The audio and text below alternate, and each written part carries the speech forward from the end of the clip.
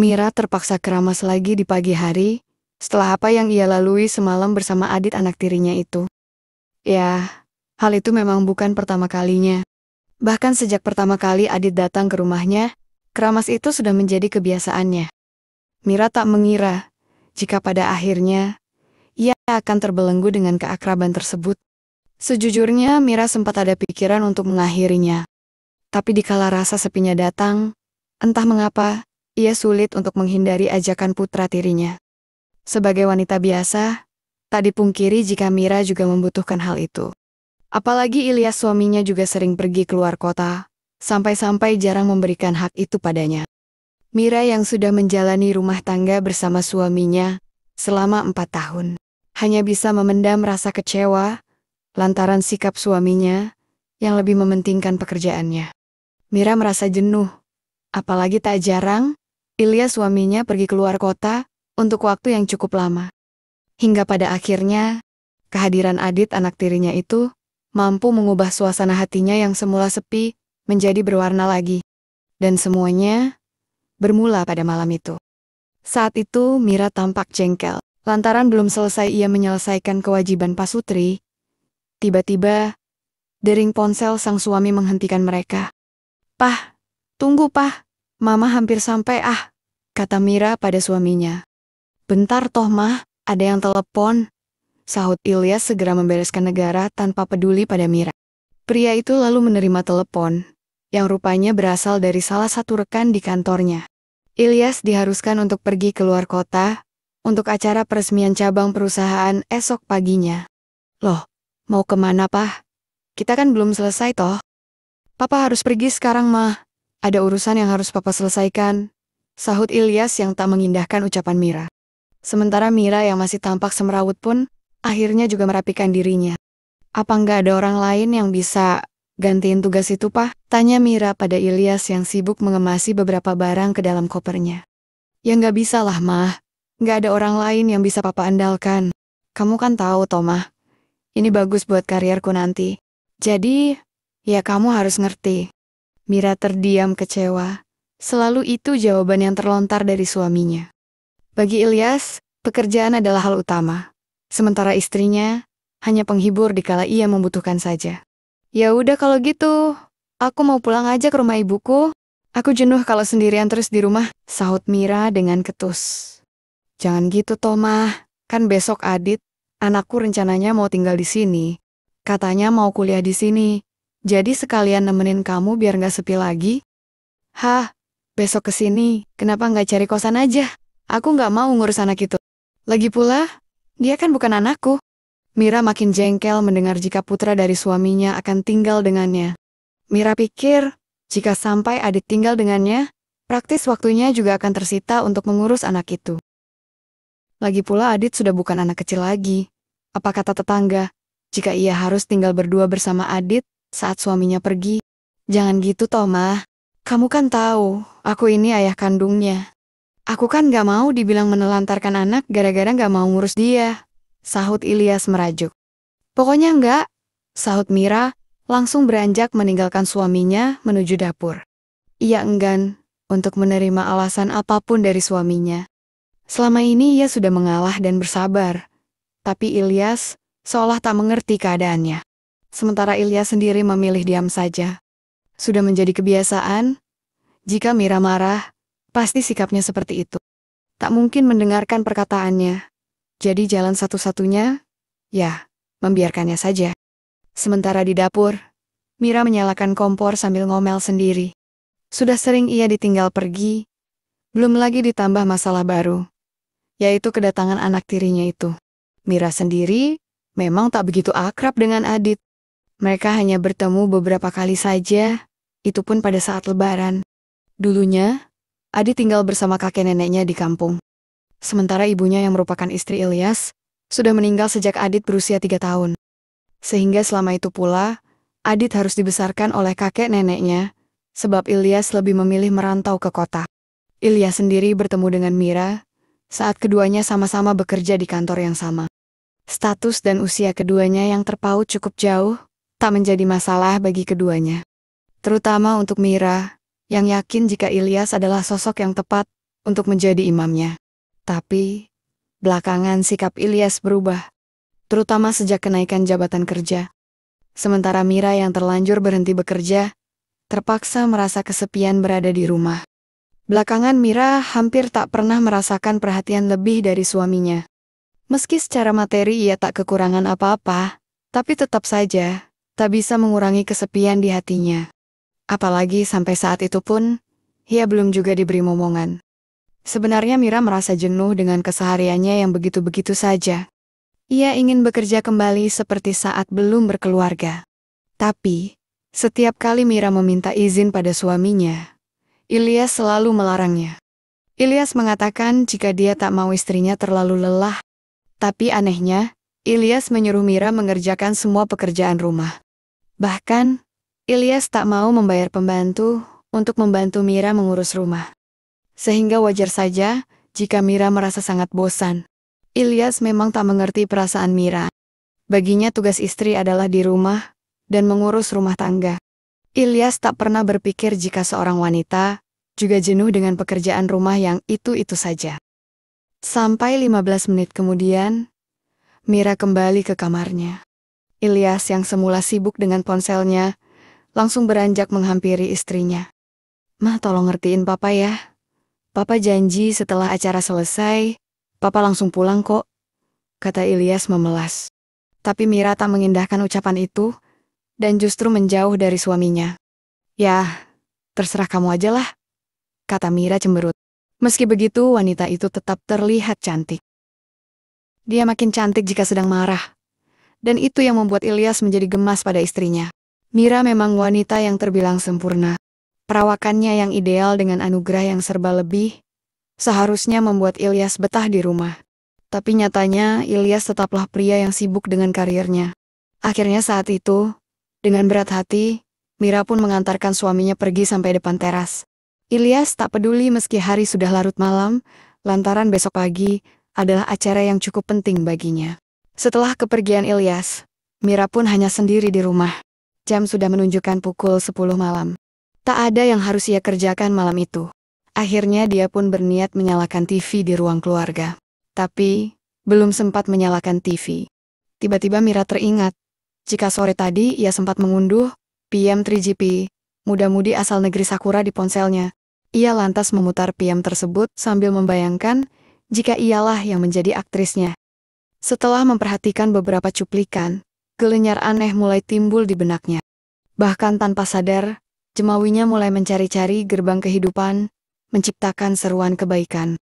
Jajaran kabinet serta segitiga bermuda pun tanggal, membuat jemawi itu bebas dari segala hambatan. Ya, maklum saja, Ilyas memang jarang memberikannya. Dan kalaupun memberi, mungkin tak lebih hanya beberapa menit saja. Itulah alasannya mengapa Mira terpaksa harus menyelesaikan sendiri. Mira terus saja melanjutkan kesibukan tersebut. Ia bahkan merasa kesibukan itu lebih seru daripada bersama suaminya. Sayangnya ia bahkan tak menyadari jika sedari tadi ada seseorang yang tengah memperhatikannya. Seorang pria muda yang kaget melihat sikap wanita yang tak lain adalah ibu tirinya. Permisi tante." Suara itu seketika membuyarkan kesibukan Mira. Sontak ia gelagapan, bahkan buru-buru menutupi sajian mulia. Dari kejauhan, tampak Adit tak kalah kaget dari Mira, bahkan sesekali ia menelan yudahnya. "Kakak, kapan kamu datang? Kak, kenapa nggak ketuk pintu?" tanya Mira kelimpungan. Adit yang semula kaget, mendadak tersenyum. "Tante lupa ya, kan pintunya memang kebuka." Mira terkesiap, lantaran baru menyadarinya. Lagi pula suaminya bilang, jika Adit akan datang esok harinya. Jujur Mira malu dan tak mengira jika Adit akan datang tiba-tiba. Terutama ketika Adit melangkah mendekat, lalu duduk di sampingnya. "Udah, nggak perlu malu Tan, itu wajar kok." "Apa perlu? Adit bantu," kata Adit sambil meletakkan jemawi tepat pada gerbang kehidupan negara. "Ih, Dit, apa sih?" Mira kaget dan spontan menepis perlakuan baik putranya. "Cuma bantu kok Tan," kata Adit, yang tetap bersikukuh melanjutkan kebaikannya. Tapi Dit, aku ini, sayangnya, Mira yang sejak awal sudah terpengaruh PM di ponselnya, lambat laun mulai hanyut akan kebaikan tersebut. Seharusnya ia segera sadar dan buru-buru pergi.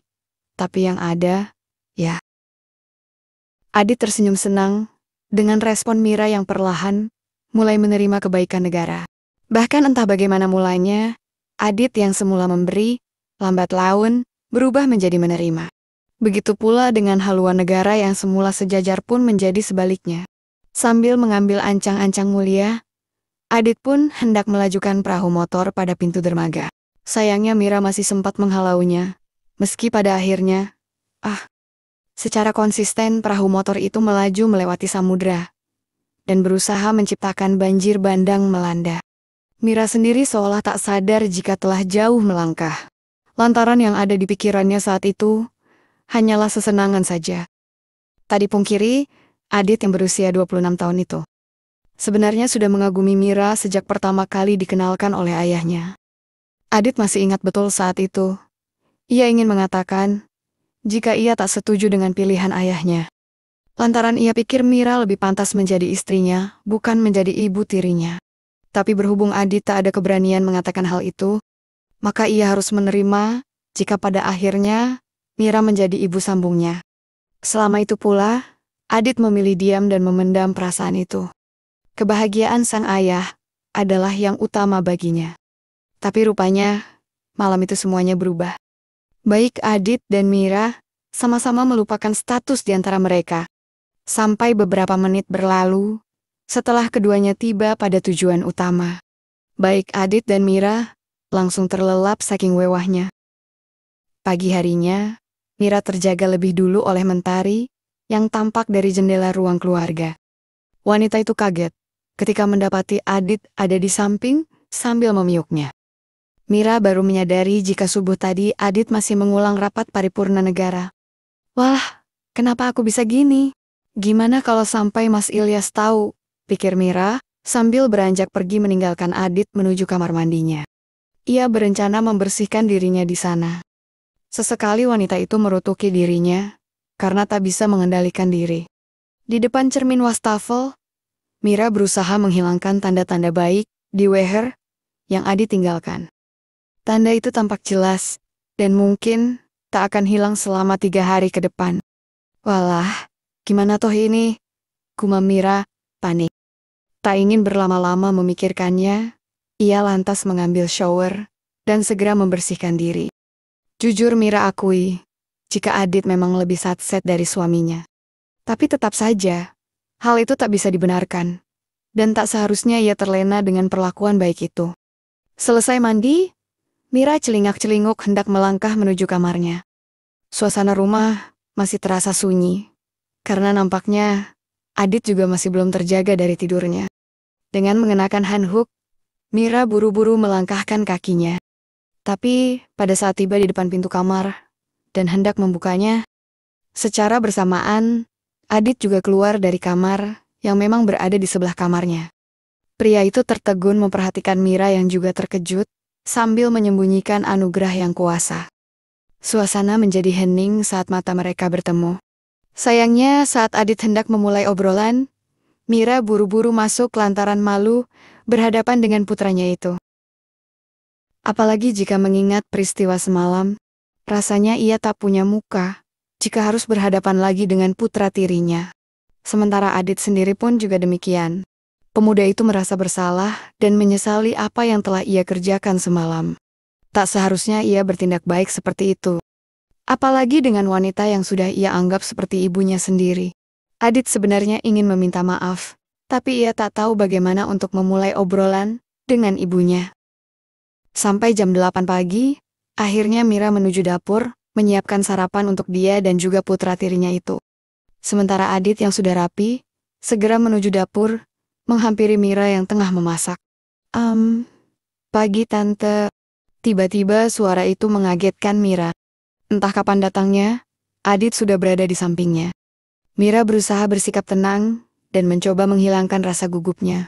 Begitu pula dengan Adit, yang juga berpura-pura tak canggung di dekat ibunya. Pagi juga, Kak kamu sudah bangun? Tunggu ya, tante masih belum selesai masaknya, sahut Mira terbata. Adit hanya mengangguk dan tersenyum, lalu duduk di kursi meja makan, sambil memperhatikan Mira. Saat itu Mira buru-buru menyelesaikan acara masaknya. Entah kenapa ia gugup diperhatikan seperti itu oleh putranya. Berbeda dengan Adit yang berusaha bersikap sewajar mungkin. Pemuda itu hanya khawatir jika sang ibu akan marah dengan sikapnya semalam. Setelah makanan tersaji, Adit dengan lahap menyendok nasi dan memakannya. Maklumlah, efek begadang semalam membuatnya sedikit kehilangan spirit dalam jiwa. Tante ternyata pintar masak ya. Papa kayaknya emang gak keliru dapat istri kayak tante, kata Adit memecah keheningan dengan memuji masakan Mira. Mendengar itu, Mira tersipu lantaran baru saat itu ada seseorang yang memuji masakannya. Jangankan orang lain, Ilyas pun tak pernah sekalipun memujinya. Habisin aja, Dit. Lagian, tante masak cuma buat kamu kok, kata Mira tersenyum.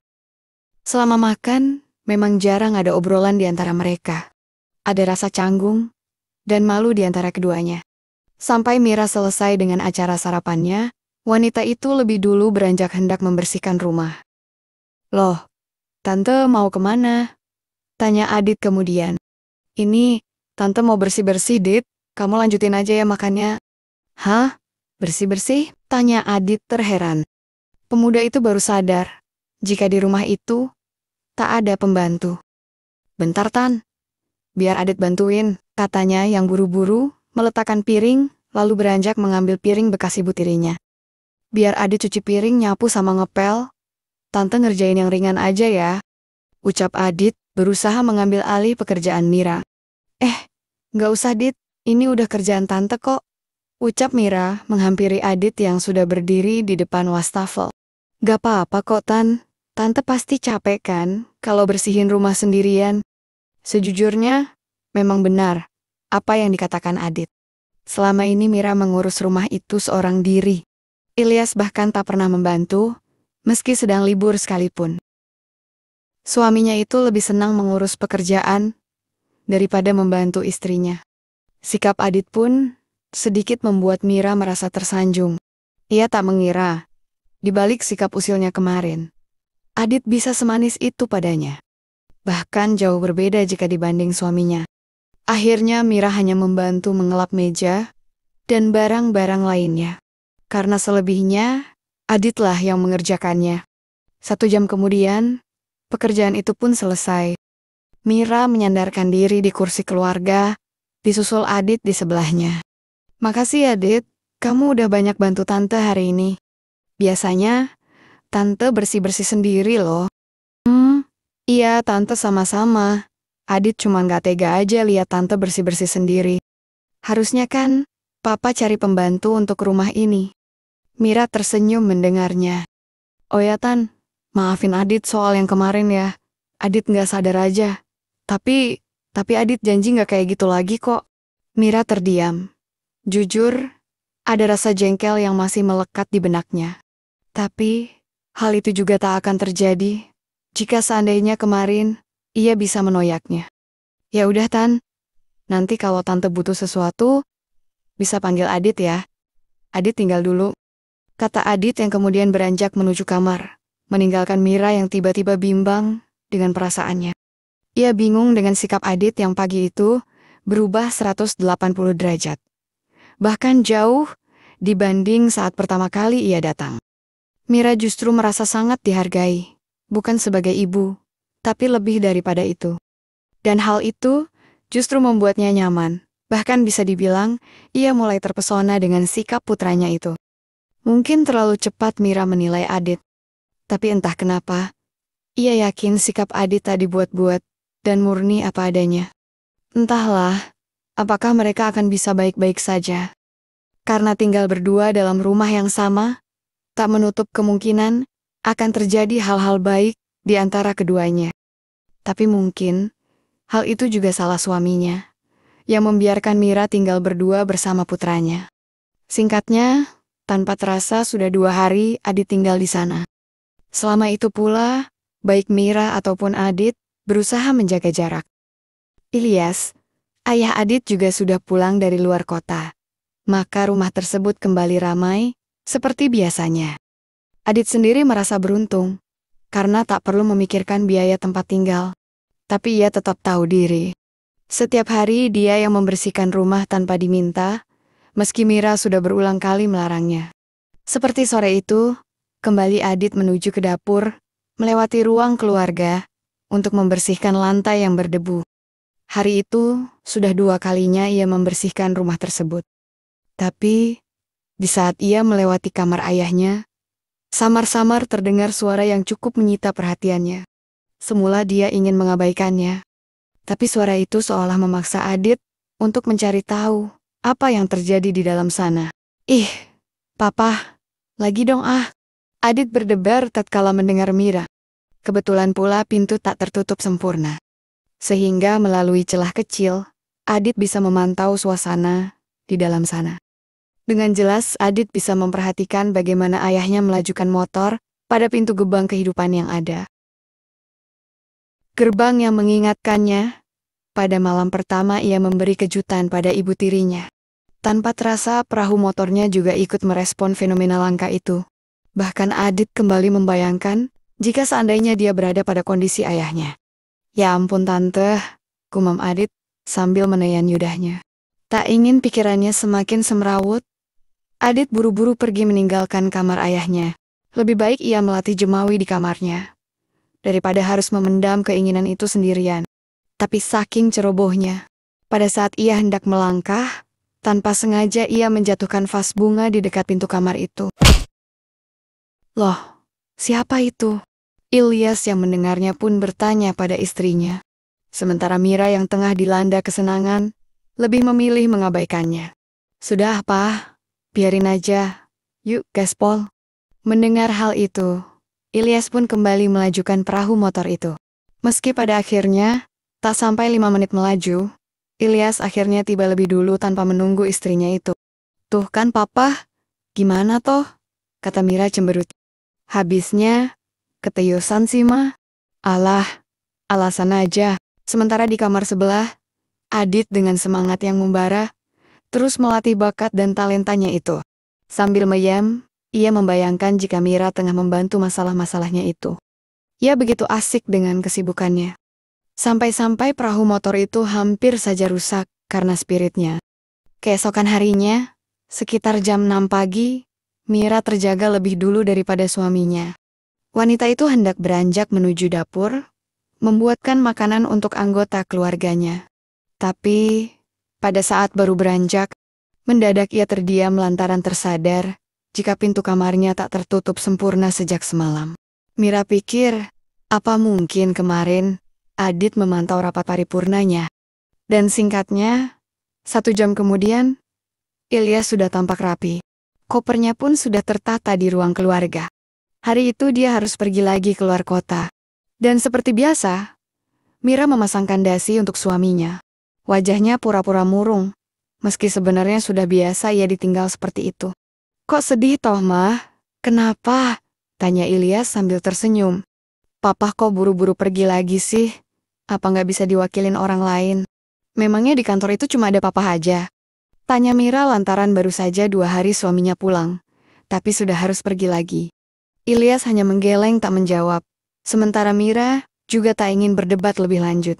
Yang pasti, ia akan kalah jika masalahnya adalah pekerjaan. Setelah semuanya selesai, mereka beranjak ke ruang makan untuk sarapan. Loh, Adit mana ma? Tanya Ilyas pada Mira. Masih di kamarnya mungkin pah? Biar mamah panggilin dulu ya, sahut Mira yang kemudian beranjak menuju kamar Adit. Dengan mengenakan daster, wanita itu segera mengetuk pintu sambil memanggil anak tirinya. Dit, sudah pagi nak, kamu nggak sarapan? Adit yang masih terlelap seketika itu kaget dan terbangun mendengar suara Mira memanggilnya. Tapi yang lebih mengejutkan lagi, yaitu ketika Mira tiba-tiba membuka pintu. Ya, seperti kebanyakan pria pada umumnya, setiap bangun tidur, pasti perahu motor akan siaga dengan sendirinya. Dan hal itulah yang dialami Adit saat itu. Ia buru-buru menyembunyikan astral itu dengan bantal. Sementara Mira yang tahu, hanya tersenyum melihat tingkah gelagapan putranya. Ada apa Tan? Tanya Adit terbata. Kak, kamu gak sarapan? Ikia Tan, Bentar lagi Adit nyusul kok. Mira lantas pergi kembali ke meja makan. Dan tak lama kemudian, Adit tiba di meja dengan disambut ayah dan juga ibu tirinya itu. Oh ya, Dit, Papa titip rumah sama titip mamahmu ya. Papa ada urusan bisnis, mungkin 2 hari di luar kota. Oh, iya Pa, sahut Adit sambil menoleh ke arah Mira yang rupanya juga menoleh ke arahnya. Singkatnya setelah mobil Ilyas pergi, Adit segera menutup pintu rumah. Sementara Mira sibuk merapikan meja dan piring bekas sarapan mereka. Oh ya, Dit, nanti tolong kalau ada paket buat Mama, kasih tahu ya. Mama mau istirahat dulu. Kamu gak ada acara kan hari ini? Tanya Mira ketika Adit menghampiri untuk membantunya. Oh, iya Tan, gak ada acara kok Tan. Dan benar saja, sekitar jam 11 siang, paket yang dimaksud Mira pun datang. Adit yang sedang menonton TV di ruang tamu, segera berlari menemui tukang paket yang ada di gerbang rumah. Hehe, ini paket untuk Mbak Mira Mas, kata tukang itu sambil senyum-senyum tak jelas. Lalu pergi begitu saja. Adit awalnya bingung dengan sikap kurir tersebut. Tapi dia baru sadar, kalau paket yang dia terima tampilannya agak beda. Kalau diperhatikan, bungkusan paket itu seperti teong sayuran, bahkan ia sempat tertegun waktu membaca isi paket, yang rupanya sebuah alat yang digunakan untuk mengatasi masalah wanita. Tak ingin berpikir aneh-aneh, Adit lantas melangkah menemui Mira di kamarnya. Kebetulan sekali pintu kamar Mira sedikit terbuka, sehingga tanpa mengetuk pintu, Adit langsung menemui ibu tirinya itu. Tapi lagi-lagi, Adit terkesiap ketika sudah berada di dalam kamar tersebut. Jantungnya berdebar saat mendapati Mira sedang sibuk menatap langit-langit sambil melatih jemawinya. Sesekali terdengar seruan yang membuat Adit mewinding. Dan tanpa sadar, perahu motor itu pun ikut meresponnya. Permisi, Tante. Sontak Mira menoleh kaget. Mendapati Adit rupanya sudah berdiri di ambang pintunya. Wanita itu buru-buru membereskan negara yang semrawut karena saking sibuknya. Dit, ada apa? Kata Mira salah tingkah. Ini Tan, Pak paketnya datang. Kurirnya baru aja ngantar. Adit balik dulu ya Tan, kata Adit, gugup lalu bergegas pergi. Tapi baru beberapa langkah Adit berjalan. Dit, sini dulu, panggil Mira, membuat langkah Adit terhenti. Adit enggan menoleh, lantaran tak ingin ibu tirinya itu mengetahui kegugupannya. Iya Tan, kenapa? Jangan bilang siapa-siapa soal paket ini ya. Adit hanya mengangguk, lalu berjalan cepat menuju ke kamarnya. Ia benar-benar tak mengira jika ibu tirinya mempunyai hobi yang sama pula dengannya. Selama ini ia pikir Mira wanita seperti pada umumnya. Tapi dugaannya salah. Sesampainya di kamar, Adit kembali teringat tentang perilaku ibunya yang ia amati tadi. Meski berulang kali ia menepis bayang itu, tapi entah kenapa, bayang-bayang itu tak mau pergi. Bahkan bayangan itu memaksa kembali jemawi itu untuk bekerja lagi. Dengan perasaan tak tenang, Adit menyiapkan perahu motor siaga. Ia latih dengan jemawi sambil memanggil pelan nama ibunya. Dan hal itu berlangsung cukup lama. Di lain tempat, Mira yang baru selesai menggunakan ayat barunya pun segera menuju dapur, menyiapkan makan siang. Sejak beberapa menit yang lalu, ia tak mendapati putra tirinya itu keluar dari kamarnya. Bisa jadi Adit tidur, karena memang hari itu adalah hari libur. Akhirnya, wanita itu memutuskan untuk memanggil Adit untuk mengajaknya makan siang. Melihat pintu kamar yang sedikit terbuka, tanpa prasangka apapun Mira pun masuk. Adit, ayo mah. Suara Mira terhenti, sesaat setelah masuk dalam kamar putranya. Mira diam 1000 bahasa, karena apa yang ditemuinya sungguh membuat keinginannya timbul seketika. Netranya tertuju pada perahu motor siaga yang tengah diolah putranya. Perahu motor yang beberapa hari lalu sempat singgah pada pintu gerbang negara. Maaf Tante, kata Adit gelagapan, sambil menyembunyikan kesibukannya. Wajahnya bersemu antara takut dan malu. Malu karena ketahuan, dan takut karena ia yakin Mira pasti akan memarahinya. Apalagi sebelumnya, ia sudah berjanji tak akan mengulangi keisengannya. Tapi rupanya, dugaannya salah. Mira justru tersenyum, lalu duduk di samping Divans. Kamu pasti belum makan siang kan? Tante kesini mau ngasih kamu makan siang. Tapi Adit kan Belum sempat Adit menjawab, Mira lebih dulu mengambil perahu motor siaga. Adit panas dingin lantaran Mira seakan memberi lampu hijau untuknya. Satu sisi ia senang, tapi di sisi lain ia bimbang. Bimbang lantaran sudah berjanji untuk tak mengulang kebaikan.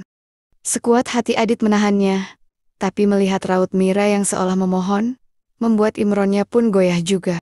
Seketika itu Adit buru-buru merubah haluan negara. Dari yang semula sejajar menjadi saling menerima. Pemuda itu benar-benar melupakan janji yang pernah ia katakan pada ibunya. Bahkan dengan satset, perahu motor pun siap melaju, mengarungi samudra. Berbeda dengan kemarin, Mira justru senyum-senyum sendiri dengan ketangkasan putranya. Apalagi, wanita itu tahu bagaimana keahlian Adit dalam menyarankan masalahnya. Dan benar saja, seruan kebaikan pun bergema seiring laju perahu motor yang melaju sedang-sedang saja. Netranya memperhatikan langit-langit, seperti mencari cicak yang mungkin bersembunyi di antara plafon kamar putranya. Sementara Adit yang tahu raut Mira, tentu tersenyum dan makin spirit saja. Setidaknya, kebaikan yang ia ciptakan tak sia-sia. Lantaran sepertinya, Mira pun hanyut akan nirwana. Maaf ya Tan, gara-gara Adit, kita kayak gini lagi, ujarnya di sela-sela rapat paripurna negara. Seharusnya Tante yang minta maaf, Dit. Seharusnya Tante bisa nahan diri. Kamu tahu kan, papamu terlalu sibuk. Sampai-sampai lupa sama Mira menjeda ucapannya, lantaran Adit makin melajukan perahu motor tersebut. Adit ngerti kok Tan, malah sejak awal pun, Adit tahu masalah Tante. Bersamaan dengan itu, tibalah Adit pada tujuan utamanya. Untuk sejenak, suasana menjadi hening kembali. Sampai tak lama kemudian, Dit, Tante sebenarnya sayang sama kamu. Tapi kamu juga harus tahu, kalau kamu masih muda, masa depanmu masih panjang. Maksud Tante, apa? Mira pun menatap putra tirinya itu dengan tulus. Tante sudah 4 tahun loh sama papamu. Selama itu, Tante selalu berusaha agar papamu bahagia. Tapi sejak kejadian sama kamu, perasaan Tante jadi lain, Dit. Adit terdiam 1000 bahasa. Ia mengerti maksud Mira, jika kehadiran dirinya di rumah itu, membuat suasana menjadi lain. Kamu masih muda, Dit. Semangatmu masih banyak. Bukannya Tante ngusir. Hanya saja, kalau kamu tetap di sini, kamu gak akan tertarik sama dunia luar. Sejenak Adit berpikir, mungkin ada benarnya ucapan ibunya itu. Selama beberapa hari di sana, ia sudah terlalu terbawa perasaan. Tante cuma ingin kamu bisa tahu, banyak kesempatan di luar sana, Dit. Jelas Mira kemudian. Akhirnya, setelah percakapan penuh dilema itu, beberapa hari kemudian Adit pun mengusulkan pada papanya untuk pergi dan mencari tempat kos sendiri. Keputusan itu ia ambil bukan karena ia tak betah, melainkan sadar jika keberadaannya sudah menjadi benang kusut di antara Ilyas dan Mira. Demi mengalahkan egonya, Adit memilih untuk menjauh. Begitupun dengan Mira yang menerima keputusan itu dengan bijak. Meskipun ia pernah menemukan bahagia bersama Adit, tapi ia tahu jika melupakan adalah satu-satunya jalan yang terbaik.